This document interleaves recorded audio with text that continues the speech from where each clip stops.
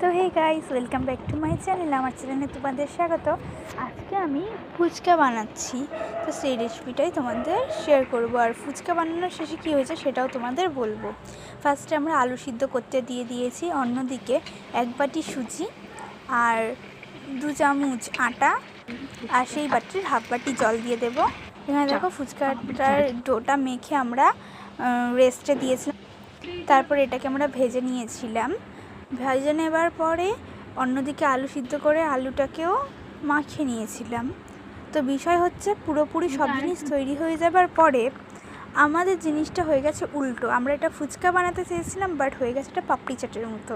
তো আমরা সেই সবজিটা পাপড়ি চাট বানিয়ে খেয়েছিলাম।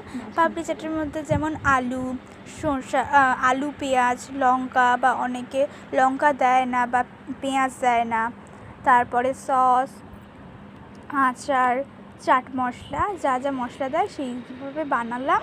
তো সকলকে বাই। আর এটা আমার ভালো মতো হয়নি, এটা আমি বুঝতে পারলাম। নেক্সট বার আমি ভালো মতো ট্রাই করব।